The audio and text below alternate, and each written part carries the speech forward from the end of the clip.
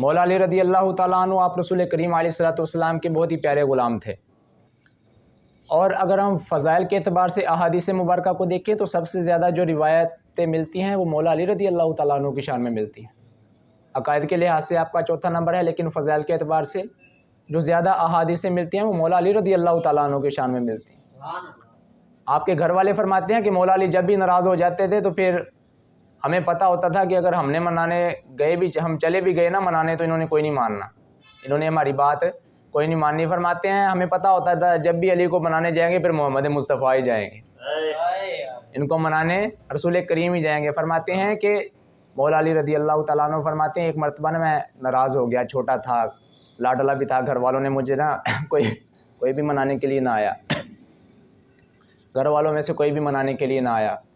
अब फरमाते हैं मेरे सर के अंदर थोड़ी सी मिट्टी भी डली हुई थी, तो मैं जाके ना बैठ गया, लेट गया हतीमे काबा के अंदर।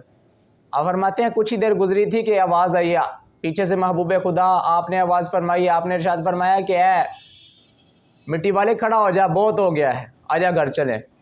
तो मौला अली रदी अल्लाह ताला अन्हु आप फिर फरमाते थे कि लोग मुझसे पूछते थे, लोग कहते थे कि अली तुझे कौन सा नाम अच्छा लगता है, तो मैं बताता था मुझे वही नाम अच्छा लगता है जो मदीने वाले मुस्तफ़ा ने रख दिया, मेरा नाम वही अच्छा लगता है जो मदीने वाले मुस्तफ़ा ने रख दिया। मेरे भाई रसूल करीम अलैहिस्सलाम, आप ज़रा महसूस कर सकते हैं कि पहले मौला अली रदी अल्लाह ताला अन्हु आपके घर में रसूल करीम अलैहिस्सलाम आप तशरीफ़ फरमा रहे, फिर उसके बाद हज़ूर अलैहिस्सलाम के घर के अंदर मौला अली रदी अल्लाह ताला अन्हु तशरीफ़ फरमा रहे, दोनों ने एक साथ वक्त गुजारा और कज़न है आपस के अंदर।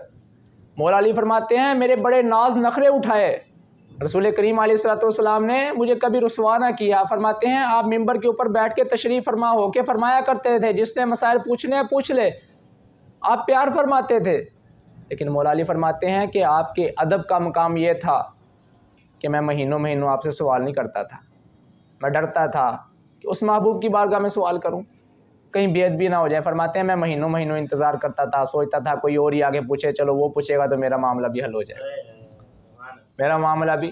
फरमाते हैं कि हमने ना आज लोग डिस्कस करना शुरू कर देते हैं, आज आ जाते हैं जी हमने फलाने प्रोफेसर साहब की तकरीर सुनी है, उन्होंने तो ये कहा था इल्म गैब के ऊपर। भाई तेरा भी ईमान इतना कमज़ोर हो गया कि तू हुजूर के इल्म गैब पे बातें करना शुरू हो गया, यानी तुझे भी शक पड़ गया है हुजूर के इल्म गैब पे।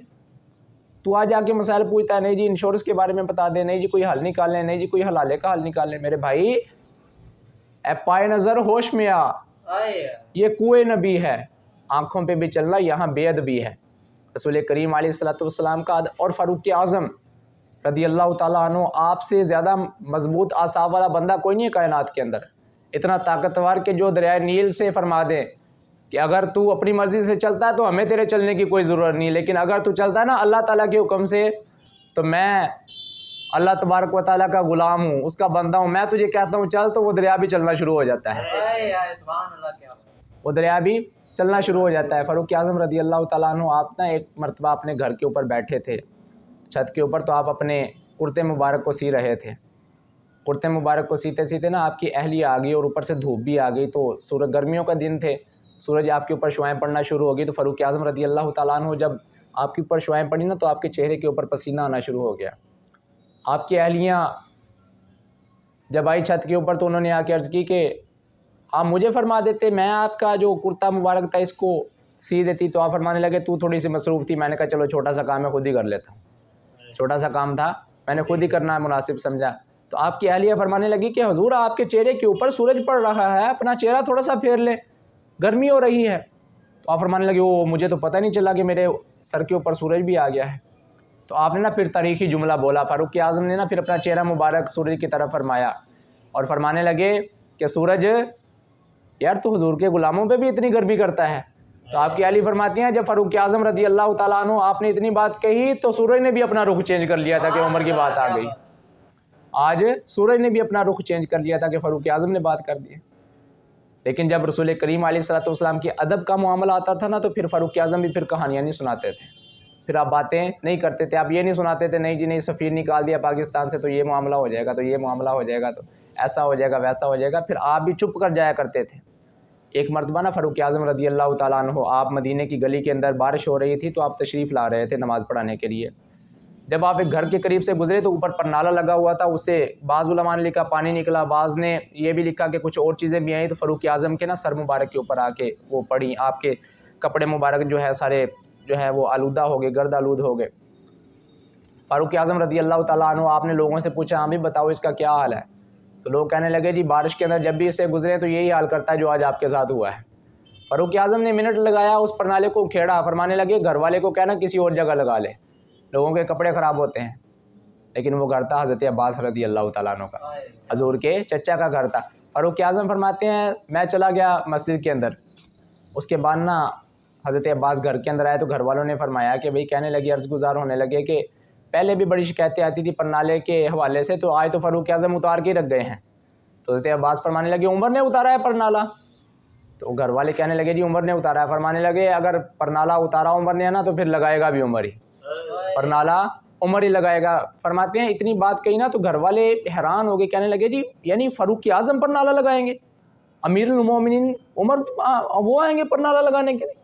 तो आप फरमाने लगे मैंने क्या बोला है, इतनी बात की, आप घर से बाहर तशरीफ़ लाए, जब मस्जिद के अंदर पहुँचे ना तो फ़ारूक आज़म तशरीफ़ फरमाते, आप तशरीफ़ फरमाते, हज़रत अब्बास रज़ी अल्लाह ताला अन्हु करीब गए। फ़ारूक आज़म ने बड़े दलाइल दिए, बड़ी कवी दलीलें दी, मजबूत दलीलें दी। आपने फरमाया मेरे कपड़े गर्दालूद हो गए, लोगों के कपड़े गर्दालूद हो जाते हैं, तो अब वो बातें करिए जा रहे हैं, वो दलीलें दी जा रही हैं, लेकिन हज़रत अब्बास रज़ी अल्लाह ताला अन्हु आप उनको देख देख के मुस्कुराते जा रहे हैं।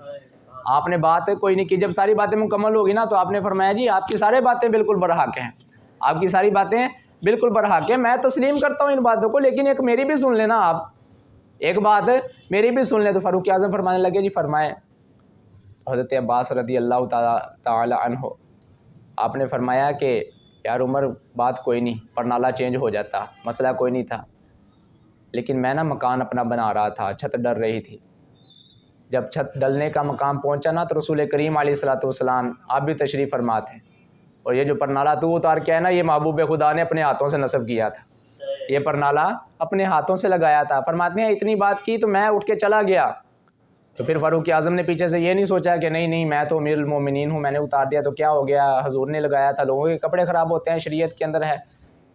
फ़ारूक आज़म फिर भागे, आप पीछे गए तो जाके कहने लगे यार अब्बास वो परनाला कहाँ है? फरमाने लगे घर है। कहता यार वो परनाला तो ला। हज़रत अब्बास फरमाते हैं जब मैंने परनाला लाया वापस, फ़ारूक आज़म ने फिर वो परनाला ना मेरे हाथ में दे के फरमाने लगे अब्बास मेरे कंधों पे खड़ा हो जा, और वहीं पे परनाला लगा जहाँ पे मेरे मदीने वाले मुस्तफ़ा ने परनाला लगाया था।